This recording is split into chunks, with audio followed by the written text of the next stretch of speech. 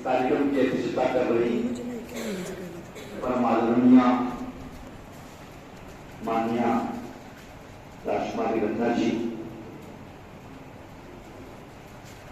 हमारे मित्र प्रोफेसर पंकज, घनश्याम जी जो कि काला काकर के राजभवन का प्रबंधन कर रहे हैं, यहाँ के उत्साही प्रिंसिपल शिवम जी, मेरे बहुत ही पुराने विद्यार्थी और मेरे बहुत ही प्रिय मनीष, जिनसे बहुत गहरा लगाव रहा है, प्रिय विद्यार्थियों, सबसे पहले तो मैं यहाँ विद्यालय के प्रबंधक तंत्र को, माननीय राजकुमारी जी को, प्रिंसिपल साहब को बहुत बहुत धन्यवाद देता हूं कि उन्होंने मुझे इस अवसर पर याद किया। और निश्चित रूप से इस कार्यक्रम का जो रूप आकार आया, उसमें मुन्नालाल जी जरूर सूत्रधार का काम किया होगा, जो उन्होंने हम लोगों को, क्योंकि हमारे बहुत पुराने साथी रहे हैं, हमारे विश्वविद्यालय में हमारे सीनियर बने हैं, तो उनका इसमें हम लोगों के साथ हरदम बना रहा। यही सब प्रतिफल हुआ कि आज हम आपके सामने हैं। जब मैं यहां पर खड़ा हूं तो बार बार एक चीज मेरे दिमाग में गूंज रही है। मुझे इसको बताने में थोड़ा हर्ष भी हो रहा है, उत्साह भी है, गौरवान्वित भी हूं कि काला काकर की तमिल भूमि से मेरा बहुत पुराना रिश्ता रहा है। 1960 में जब मैं पैदा हुआ था तो मेरी पैदाइश तो यहां की नहीं थी। मेरी पैदाइश यही बगल के जिले में रायबरेली बैसवाड़ा में तालुका हुआ करता था सिंगरी, और उसके बगल में था एक गांव बकुलिया। उस बकुलिया गांव में पैदा हुआ था। लेकिन जब मैं पैदा हुआ तो मेरे पिताजी स्वर्गीय त्रिभुवननाथ जी किसी काला काकर में अपनी सेवा दे रहे थे, जो यहाँ पे ट्रेनिंग सेंटर चलता था, राजमहल में चलता था, वहां पर वो नियुक्त थे। और उसके बाद जन्म के बाद मैं इस काला काकर में आया, और मुझे मनीष को मैं धन्यवाद दूंगा, मेरे स्मृतियों में जो क्योंकि बहुत छोटा जो बालपन था, सैसों अवस्था की वो यहाँ पे बीता था। तो मैं जब पिछली बार यहाँ से निकल रहा था तो मैंने मनीष से अनुरोध किया, मैं वो घर देखना चाहूंगा जिस घर में मेरा सैसों काल बीता था। और मुझे बहुत छोटी सी स्मृतियां थी जो कि माता पिता के द्वारा दी गई थी। बहुत ऊंचाई पे बना हुआ घर था, उसके आंगन में बहुत बड़ा नीम का पेड़ था। यही एक मनीष ने उस घर में ले जाकर के मुझे वहां पहुंचाया। मैं मनीष का धन्यवाद देना चाहता हूँ, और इस पूरे प्रबंधन तंत्र को धन्यवाद देना चाहता हूँ। इस पावन भूमि पे एक बार पुनः मुझे खड़ा होने का अवसर दिया, जिस भूमि से मेरा 600 वर्ष से जुड़ा हुआ है। एक बात और मैं कहना चाहूंगा, जिनकी जन्मशती पे ये कार्यक्रम प्रारंभ हो रहा है, माननीय राजा दिनेश सिंह जी, जो कि भारत के एक यशस्वी राजनीतिज्ञ थे। स्वतंत्रता के बाद अगर भारत के मनुष्यों में, राजनीतिक मनुष्यों की अगर चर्चा होगी तो उसमें अग्रणी नाम राजा दिनेश सिंह जी का रहेगा। मुझे बताने में गर्व हो रहा है कि मैं जिस कुल से संबंधित हूं, मेरे पितामह मुंशी सत्यनारायण बकुलिया के निवासी थे, और वो स्वतंत्रता संग्राम सेनानी थी। उनसे बचपन में मैंने सुना था कि वो अवध के केवल 2 ऐसे तालुका थे जो कि स्वतंत्रता संग्राम आंदोलन में भाग ले रहे थे। एक काला काकर का राजघराना और दूसरा वहां सिमरी का राजघराना था। इसके अलावा पूरे उत्तर भारत में और अवध में, उत्तर प्रदेश में कोई ऐसा राजघराना नहीं था जो स्वतंत्रता आंदोलन को सहयोग कर रहा हो। और इसका इतिहास आप लोग जानते हैं, उसको बताने की जरूरत नहीं है। कैसे महात्मा गांधी यहाँ पर आए, कैसे राजघराना के लोगों ने यहाँ पे किस प्रकार से स्वतंत्रता आंदोलन में अपना योगदान दिया था, किस प्रकार से विदेशी वस्त्रों की होली यहाँ पर चली थी, वो पूरा एक इतिहास जो उत्तर प्रदेश का इतिहास है, भारत का इतिहास, उसमें वो स्वर्णाक्षरों से वो अंकित है। बचपन में मुझे बताया गया था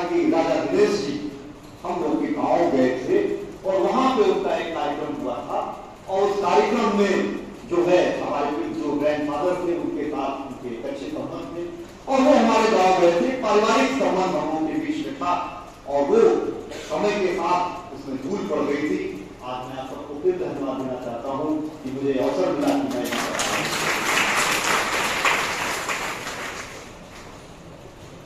राजा साहब के कृतित्व और व्यक्तित्व के बारे में निश्चित रूप से मैं प्रिंसिपल साहब से पूछा था कि मुझको वहां पे क्या बोलना है, क्योंकि श्रुति व्याख्यान है। तो उन्होंने कहा था कि आप ज्ञान परंपरा से संबंधित किसी विषय को चयन करिएगा और उस पर अपना व्याख्यान दीजिए।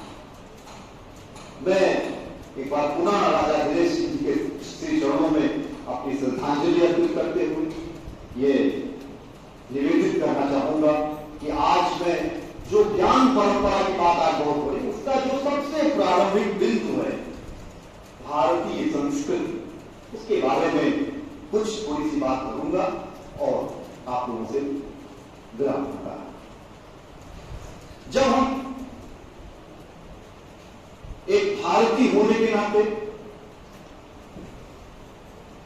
भारतीय संस्कृति पे गौरवान्वित होते हैं और जब ये बात उठती है कि भारतीय संस्कृति की एक सबसे बड़ी विशेषता कौन सी हो, तो कोई भी तटस्थ व्यक्ति, चाहे वो तटस्थ हो, चाहे वो तटस्थ ना हो, चाहे वो इतिहास का विद्यार्थी हो, चाहे वो मनीषी हो, चाहे वो विद्यार्थी हो, चाहे जो भी हो, उसका एक ही प्रश्न होगा कि भारतीय संस्कृति की सबसे बड़ी विशेषता है अनेकता में एकता। यहां की जो भी संस्कृति है उसमें हमें अनेकत्व के भाव दिखाई पड़ते हैं, लेकिन उस अनेकत्व में एकत्व का भाव जो है वो संस्कृति की सबसे बड़ी विशेषता है। अगर आप विचार करें, देखें तो जीवन के जितने भी पक्ष हैं उनमें अनेकत्व की बात दिखाई पड़ती है। हम एक एक करके देखते हैं। हम भूगोल की, जलवायु की बात करते हैं। तस्वीर से अगर प्रारंभ करें और आप तमिलनाडु तक जाएं तो पूरे भारतवर्ष में जलवायु में हर तरह की विविधता है। तस्वीर में जब रूप जैसा वातावरण, दक्षिण में जाएंगे तो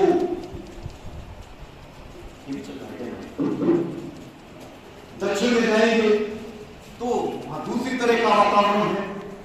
गंगा यमुना के मैदान में एक दूसरे तरह की जलवायु है। हर तरह की जलवायु आपको यहां पर दिखाई देगी।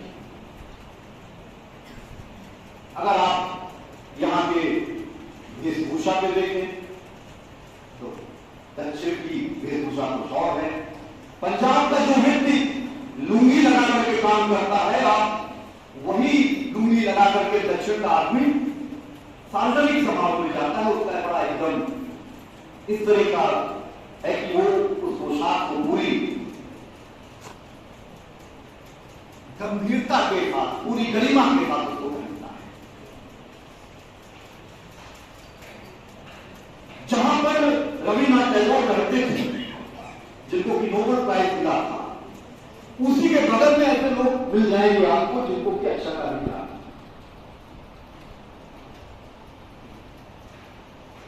कुल कहने का मतलब यह है कि भारतीय संस्कृति में चाहे खान पान हो, चाहे वो वेशभूषा हो, चाहे वो आचार व्यवहार हो, सब जगह हमें भिन्नता का दर्शन होता है। लेकिन उस भिन्नता में भी एकता का भाव दिखाई पड़ता है।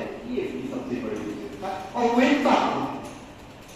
आपको याद होगा जब कोई भी पूजा होती है, जो राजनय का उल्लेख प्राचीन भारत में किया गया, उसमें कहा गया कि राजा का जब राज्याभिषेक तो उसमें किस जल का प्रयोग करना चाहिए?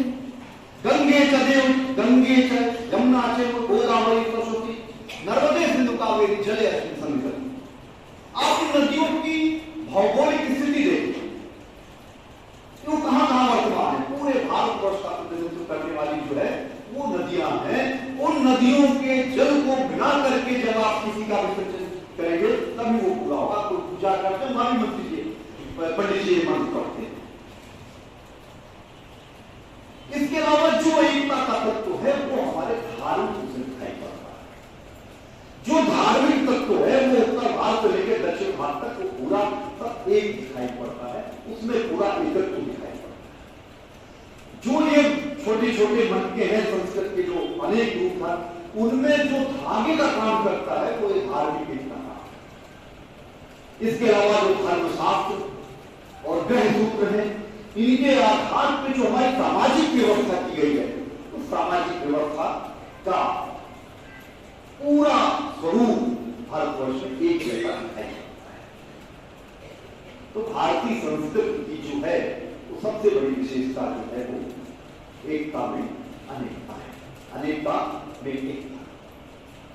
लेकिन यही भारतीय संस्कृति विशेषता नहीं है, इसके अलावा भारतीय संस्कृति और भी बहुत विशेषता है।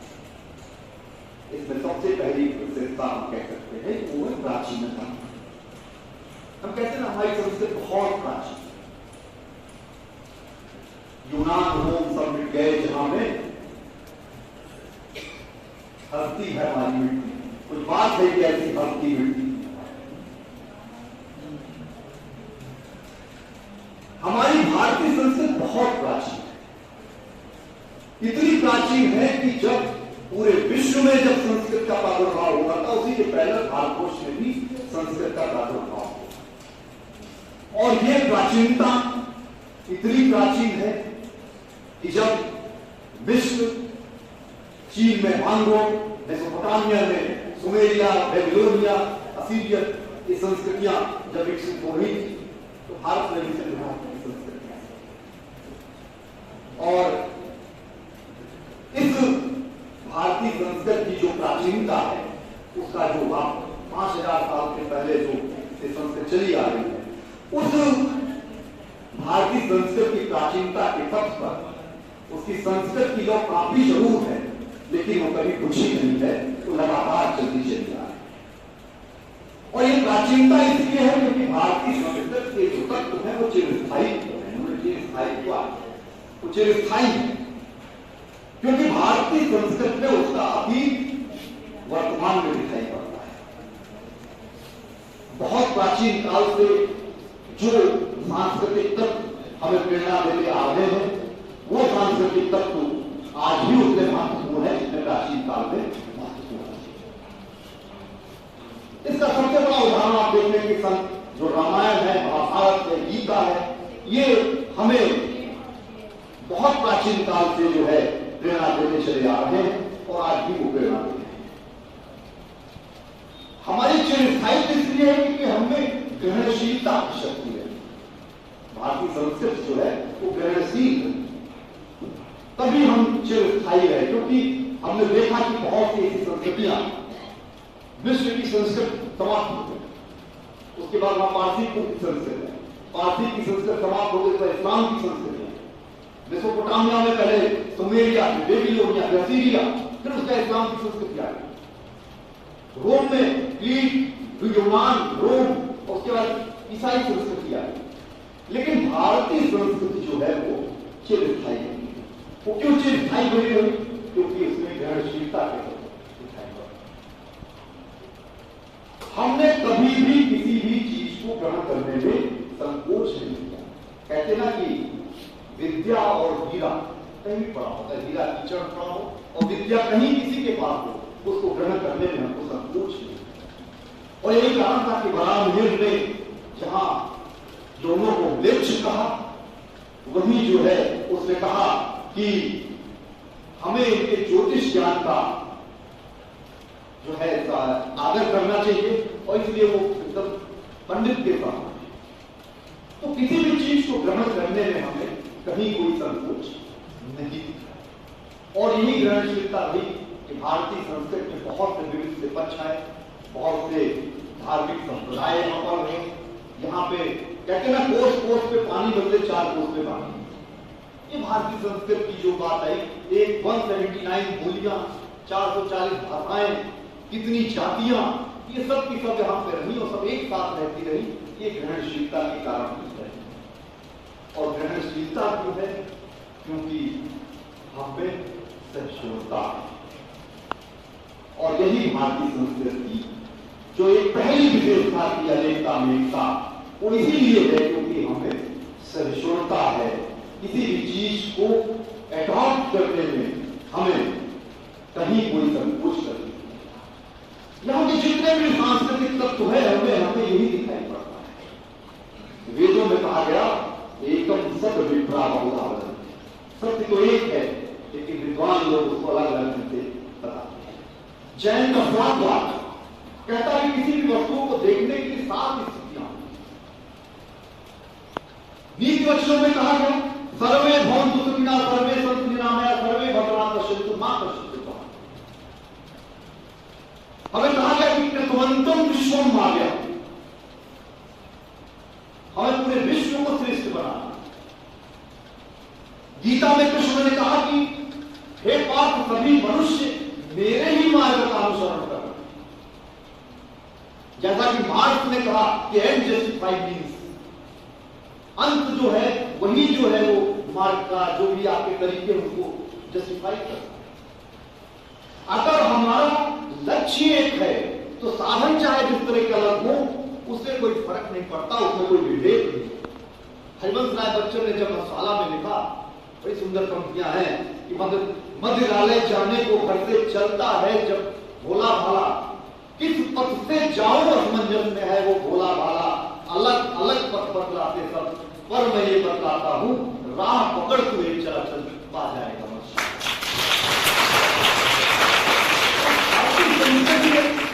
सहिष्णुता को अपनाया, हमारा लक्ष्य एक है और लक्ष्य क्या है, हमें इस जीवन से जो मोक्ष प्राप्त करना है। जीवन का उद्देश्य क्या है, हमें मोक्ष प्राप्त करना है, परमात्मा में विलीन होना है।